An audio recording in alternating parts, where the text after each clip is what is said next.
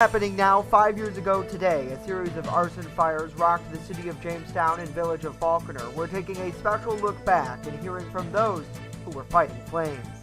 And lawmakers okay a wastewater testing program for COVID-19 in Chautauqua County, plus the latest on a fatal fire overnight in the town of Gerry. Live and on demand, this is WNY News Now. This is WNY News Now with live breaking news. A man died overnight in a trailer fire in the town of Gerry. Thanks for joining us for WNY News Now. We're starting with breaking news. I'm Justin Gould. The Chautauqua County Sheriff's Office reporting his body was recovered within the residence at 4200 Route 380 at about 2:42 in the morning. The Gerry Fire Department, along with mutual aid, responded to the location. The Sheriff's Office fire investigation team now working to determine a cause. During their probe, the body of the man was located within the residence. He was pronounced deceased at the scene. His identity has not yet been released. Fire investigators are continuing to investigate the cause of this fire at this time. We'll, of course, continue to provide updates here at WNYNewsNow.com and on our free mobile app. And more local headlines are coming up, but let's first get a check of our weather forecast today. Andrew Stevenson standing by for Dakota. And Andrew, the big story over the last really 12 hours or so has been these big gusts of winds moving on through. Yeah, it got windy last night. Some areas actually lost power last night. I'll get to the wind gusts from last night in just a minute, but first let's take a live look at Mayville. And as you can see, we still have a little bit of a breeze out there with the trees moving in the background out there in Mayville and some mix of cloud and sun out there. We did have some wind gusts yesterday.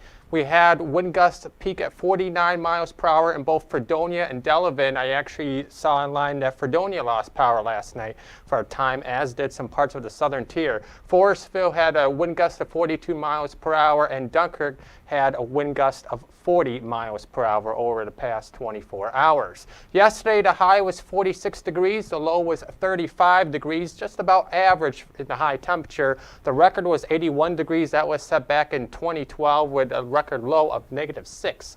Set back in 1906. We will be nowhere near 81 degrees anytime soon. I will let you know that. For now, for the rest of today, a mix of clouds and sunshine out there. Temperatures a little cooler towards the lake shore in the low 50s and lower 60s in the hills. So we'll be mild out there, but we're going to cool off as we head into the weekend. And yes, there is a chance of some snow as we head into the weekend, and I will have those details coming up in just a couple of moments. But for now, Justin, back to you. All right, Andrew, say it ain't snow. We'll see you in just a little bit. A 36-year-old Dunkirk man was arrested and charged in a child pornography case after prosecutors say he tried to act on his mother-daughter fantasy.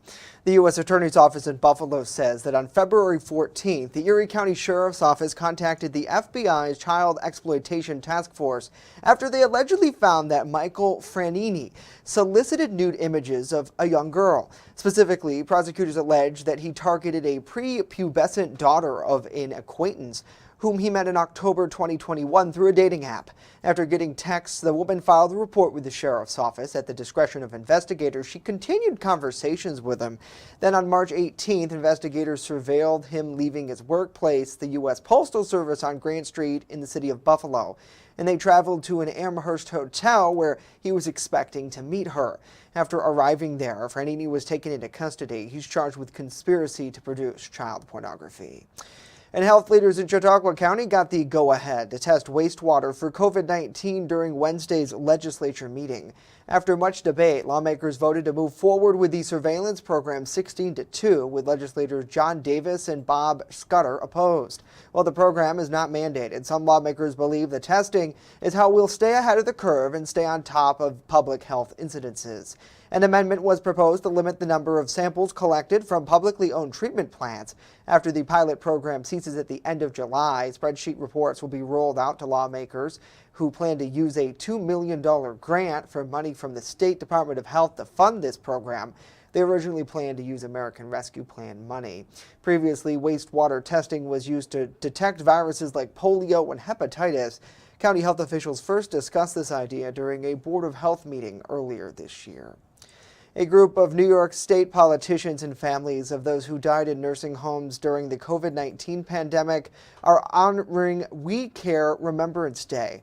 Our Julia Gress has more on this push in Albany. 2 years ago, on March 25th, 2020, the former governor issued an executive order that sent over 9,000 COVID-positive patients to unprepared nursing homes. This wasn't just an executive order. It was a declaration of eldercide in the state of New York. Assemblyman Ron Kim explains, after the order, former Governor Andrew Cuomo tried to cover up the 15,000 deaths instead of offering nursing home residents' loved ones the tools to care for them in their own home. Senator Sue Serino of the 41st District voiced concern about the lack of investigation into the event, even when a new governor took office. The state drastically undercounted the number of nursing home deaths. The question that remains today is why? We certainly think we know why, but until an independent investigation is completed, lawmakers and others can bury their heads in the sand in hopes that moving forward means that we will forget. The senators called for a bipartisan independent investigation at the Health Commissioner's office with full subpoena powers. Founders of Voices for Seniors Vivian Rivera-Zayas and Alexa Rivera attended the event in honor of their mother Anna, who was set to be released from the nursing home before the executive order that ultimately ended her life. It really falls on us to ensure that all the seniors in every facility, in every state, especially the state of New York, is treated with dignity and love, and that they spend their last days in the comfort of their family and treated with respect. The daughters are calling for the expansion of the statute of limitations for the event, as well as the investigative bill, which would establish a temporary state commission to study and investigate the effects of the COVID-19 pandemic response on deaths in nursing homes. Julia Gress, WNY News Now. Julia, thank you. Funding for that investigation would need to be included in the state budget, which is set to be finalized on April 1st. And the New York State Police has joined other departments across the country by signing a 30-30 pledge. This pledge is a commitment to increase representation of women in the state police ranks and improve the experiences of women in law enforcement. It aims for women to make up 30% of recruitment classes by 2030 and to ensure that they're truly representative of the communities they serve. More than 150 police departments across the country, including the NYPD, have signed on to the 30-30 pledge. Nationwide, women make up about 12% of sworn members, and female membership of state police stands at 11.6% here in New York. And I know there's special challenges of being women in what are perceived to be and actually are very male-dominated fields. That's my everyday existence. But we're up for it, ladies. We know you are. But one thing I'm going to commit to, I'm going to increase your ranks. So when I look out, there's more and more rows of you next time. The deadline to register for the New York State Trooper exam is April 10th. More info can be found on the State Police recruitment website at joinstatepolice.ny.gov. And the Pennsylvania Liquor Control Board has reversed their decision from last year, saying they will not allow beer and wine licensees to sell edible products containing the marijuana extract called CBD. The decision to rescind the approval was made at the request of the State Department of Agriculture, which told the Liquor Board that the sale of such consumable products is illegal in PA. CBD is one of the many chemicals found in cannabis, a plant known more commonly as marijuana. Experts say CBD can treat a range of ailments and that, unlike its more famous cousin, THC, CBD doesn't get users high. As WNY News Now continues, a special look back on a series of fires that rocked the city of Jamestown on this day 5 years ago. And later, windy weather that blew through our region last night. A full look at Andrew's forecast as some are just getting their power back on today. Stay with us. WNY News Now will be back right after this.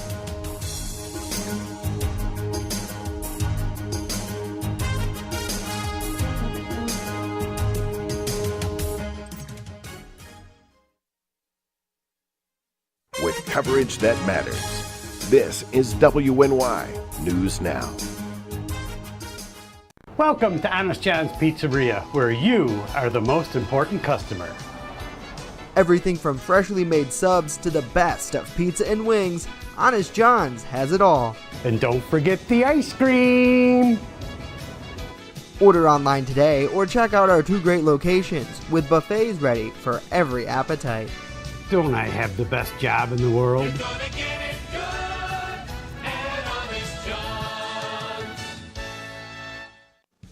Celebrate the end of school and say hello to summer with a day of fun activities for children in the Jamestown area, hosted by Collaborative Children's Solutions and the City of Jamestown. The first part of the day happens at Northwest Arena, where both kids and parents alike can learn about activities available to youth. Later in the evening, finish out the night at the Tarp Skunk baseball game, along with a fireworks show at Russell Dietrich Jr. Park. Stop on down on Friday, June 24th, as we celebrate the end of school and say hello to summer. Home fires occur most often in winter. Keep anything that can catch fire at least 3 feet from heating equipment. And never use an oven to heat your home. Stay in the kitchen when frying, grilling, or broiling food. Turn space heaters off when you leave the room or go to bed. Make sure all vents are clear of snow and ice to allow carbon monoxide to vent outside. Have your furnace, heating system, and chimneys serviced each year by a qualified professional. Learn more at www.usfa.fema.gov. Brought to you by the Chautauqua Safety Village and the Jamestown Fire Department. EaglesZip.com is your local one-stop shop for all of your home and business computer needs. Located on Fluvan Avenue Extension, just outside of Jamestown, EaglesZip.com sells and services all brands of desktops and laptops, as well as servers and network equipment for your business. All new computer sales include transferring your data from your old computer plus a 2-year warranty. Call EaglesZip.com today. Stop by EaglesZip.com today and let us make computers easy for you. You're watching WNY News Now, where coverage comes first. Well, this week marks the 5th anniversary of a series of arson fires that rocked the village of Falconer and city of Jamestown in 2017. Local officials are now reflecting on the destruction. On Wednesday, March 22nd, 2017, the village of Falconer's skyline was changed forever. Kind of surreal because it was the whole village seemed like it was going down on the west side. Explained former Village of Falconer Mayor James Rensel when reflecting on one of the largest fires in village history at 39 West Main Street. Among the first on the scene was former Falconer Volunteer Fire Chief Charles Piazza. But within, I think, 10 minutes to 15 minutes, I think almost every Falconer member was here. You know, and then we started, all of our mutual aid that came in. Piazza tells us he was amazed that with a fire of this size, no one was hurt. It was just amazing, that many firemen on the ground. I think we had one minor knee injury for somebody slipping. Around 30 various fire departments responded to aid Falconer crews in fighting flames. It took several hours for the fire to be extinguished and several more months before cleanup could get underway. However, one thing was immediate: the community's support for victims. I'm not originally a native Falconer resident, but the people that were very on the scene and very involved in what was happening, and it was all hands on deck type of thing. And after the fire, I mean,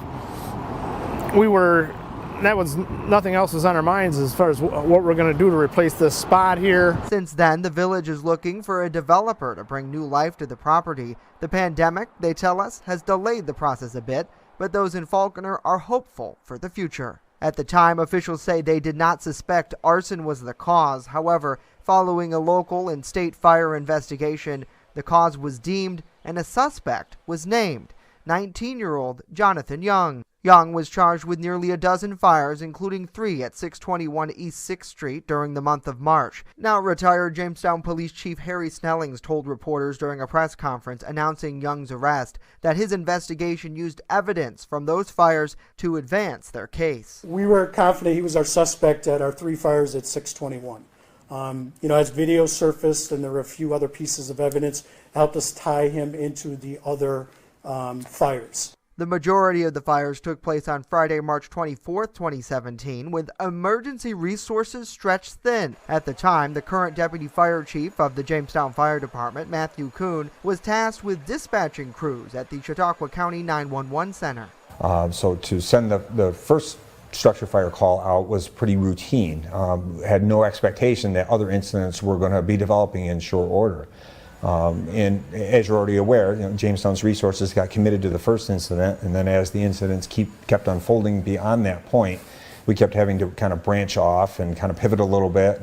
The fire department's manpower, Kuhn tells us, was stretched to the brink, which is why departments like the Village of Falconer responded to lend a hand. A weary-eyed and tired Chief Piazza is among those who answered the call.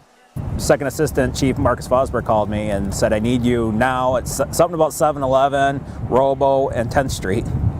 Then once I got my bearings, I realized, looked at my phone and seen that we got called to the city. And when I got there was a lot going on that night. I mean, it was chaotic. I mean, you had fire trucks everywhere. I mean, moving block to block, basically. From 6th and Windsor Streets to Crossman and Lakeview Avenue to West 11th Street to 10th Street, 4 fires burned simultaneously in a 4-hour period. Suspicion was high. From a firefighter's intuition type standpoint, yeah, the short answer would be yes. I mean, to have a succession of incidents that keep occurring certainly would raise a flag in your mind to say something is very abnormal here. Even 5 years later, Kuhn says the blazes remain top of mind. They're catastrophic events, whether the property is empty, vacant, abandoned, or occupied. There's always a life danger with a fire, even if it's in an unoccupied structure, and it's going to affect, the neighborhood, the morale of the neighborhood, the residents that live there. Nobody, including the fire department, wants to see that happen. So I do believe, even though we are 5 years in, that there's still that degree of heightened awareness where when fires occur, the residents of the neighborhood, they're very vigilant with those things, and we appreciate them calling in. In addition to the fires in New York, at the time, Young was also accused and later pled guilty to arsons in Pennsylvania. The case against Young in New York was dismissed by the state appellate court, who agreed with Chautauqua County Court Judge Dave Foley's ruling that disqualified statements Young made to police in PA about the alleged crimes in Jamestown. Coming up, the latest as the Ukraine refugee crisis continues. We're checking in with our U.S. Capitol correspondent who's on the ground in Poland today. And later, how a local nonprofit organization is giving back with a pretty cool purse bingo of all things.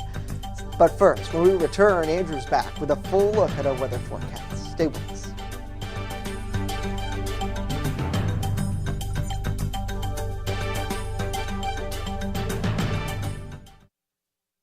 You're watching WNY News Now, your source for breaking news. I know what you're thinking. I need a job. I need a new career. Well, I've been there. I've been there. I've been there. I wasn't happy with what I was doing. After high school, I didn't have a plan. I just wanted to start working. I got laid off twice, but you gotta keep going. You just need the right skills. Find an apprenticeship. I found a 2-year IT program. I found a medical course online. I'm now a consultant in the tech space. You have more options than you think. You can do this. You will find something. You will find something new.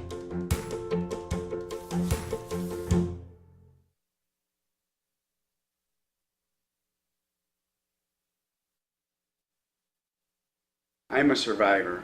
I'm a survivor. I'm a survivor.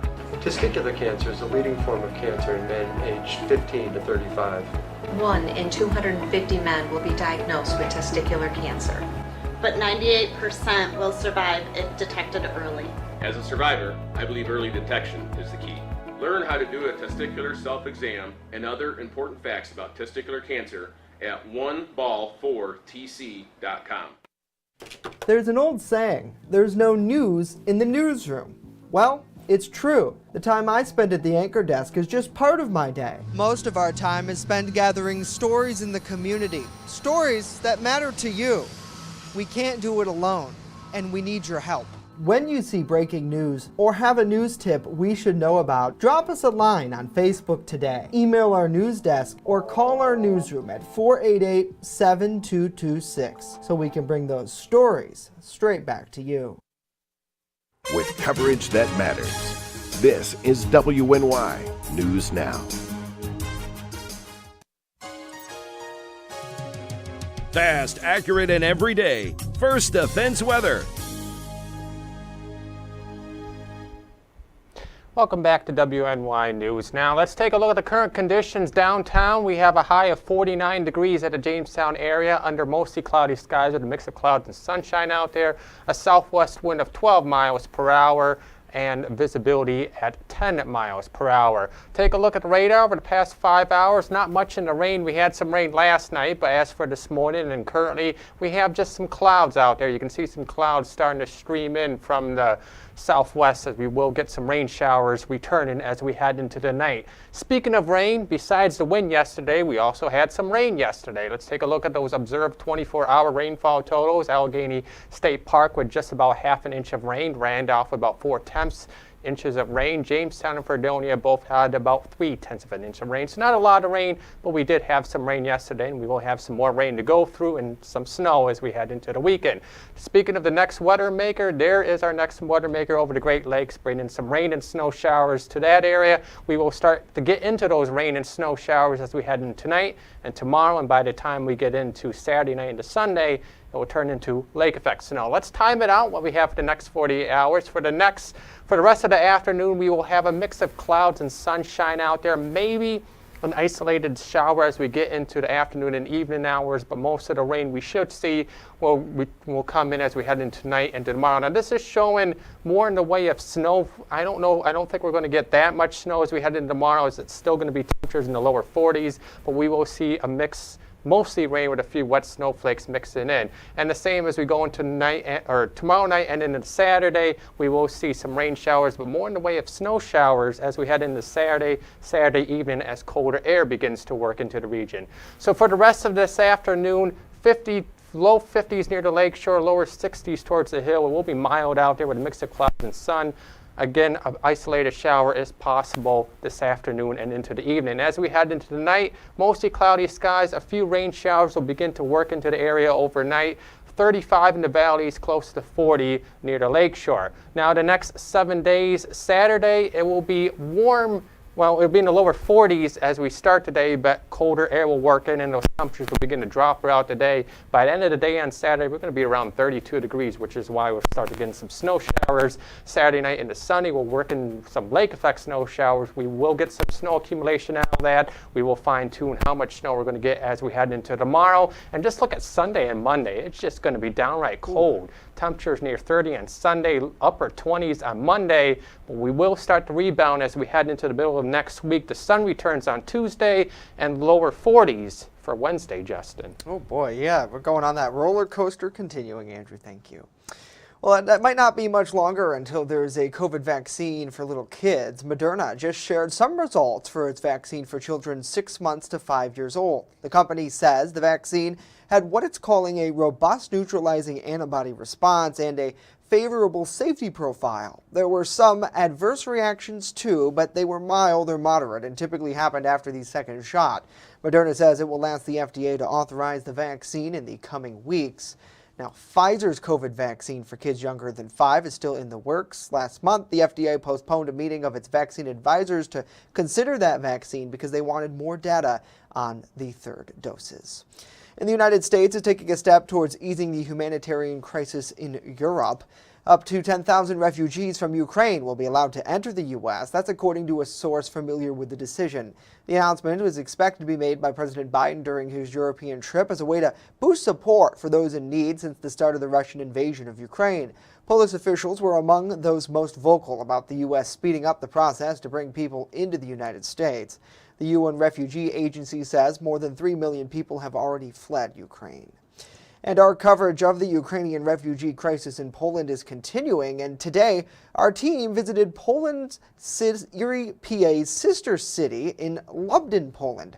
Our Washington, D.C. correspondent Rachel Knapp shows us how that city is stepping up. Weeks ago, when the Russian invasion into Ukraine began, we were told refugees were packed into trains headed for eastern Polish cities like Lublin, which is Erie, Pennsylvania's sister city.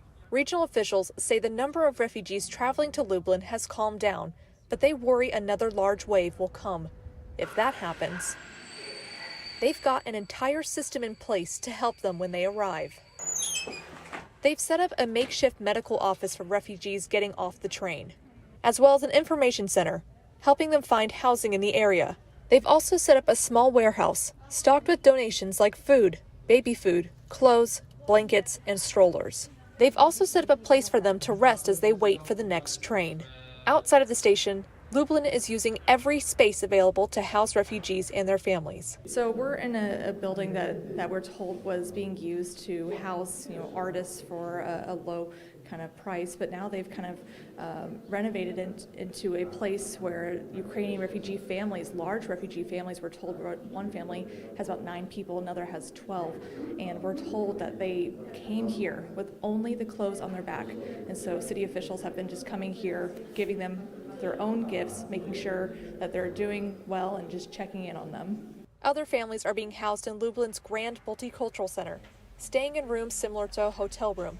It's also a space for the kids to just be kids, drawing, playing with arts and crafts, and going to school. They're even finding ways to help employ refugees. Just organized a place for one of Ukrainian friend from Kyiv. She worked as with wax candles. These smaller candles are now being used in a nearby church. I couldn't be more proud of our sister city relationship at this point. Gretchen Seth is with Erie's local company, Logistics Plus. They've raised roughly $640,000 in relief and have sent donations to their locations in Europe to help Ukraine. She met with the Lubelski Regional Marshal, which is equivalent to a lieutenant governor position. Both became emotional talking about the impact of this crisis and thankful for the help they've received from us. So it just makes us want to redouble our efforts and collect more, gather more, raise more to be able to send it to the people here so that they can help the people from Ukraine. In Poland, Rachel Knapp reporting. With coverage that matters, this is WNY News Now. Visit the Northwest Arena on Friday, June 24th, as we celebrate the end of school and say hello to summer. Learn about activities available to youth in the Jamestown area, plus end the night with fireworks at the Tarp Skunks game. Learn more online at ccsolutions716.com. You're watching WNY News Now, where coverage comes first. A Jamestown area nonprofit that continues the legacy of a late sheriff's deputy is giving back to the community. Our Bronson Rasmussen takes a look at the unusual way they're doing it via purse bingo. Nicole Seeley with Fight for Seeley came up with the odd idea to raise money for the community through bingo games with beautiful handbags, wallets, and other goodies up for grab. Purse Bingo is an exciting event we're looking forward to doing this year. We are working in conjunction with the Sophisticated Shoulder in downtown Jamestown to gather women and even men who want to come and take their chance at winning a designer purse. Seeley got the idea from a similar event held at a local American Legion. My friend who actually works here at the Frewsburg Legion attended an event here that was for another organization, and she said it was so much fun, and we're all about fun, and so we thought we would partner with Sophisticated Shoulder and try our hand at this as well. The Fight for Seeley group is dedicated to continuing the legacy of Michael Seeley, who passed away from leukemia in 2018. This is something he would never expect to happen in his honor. And given the fact that he was a police officer, a firefighter, and an EMT, and cared so much for his community and did so much for the people in this community, it's really important to us that we continue to give back. Since his diagnosis and passing, the group has received an overwhelming amount of donations and community support. They wanted to give back. We continue to appreciate all the love and support that we get from the community, and we look forward to continuing our mission. The Purse Bingo will be held on April 3rd from 11:30 a.m. to 4 p.m. at the Frewsburg Legion. Both men and women are encouraged to attend. Bronson Rasmussen, WNY News Now. Bronson, thank you. Tickets for that game, Andrew, they are $30 each, with extra boards for only $1. For more information on how to reserve your spot, you can check out their Facebook page and see Bronson's web story later today. We'll have a link to that there. What a really great fundraiser. Well, that's going to do it for us today. Of course, news 24/7 at WNYNewsNow.com. Have a great day. We'll see you back here tomorrow for our TGIF edition.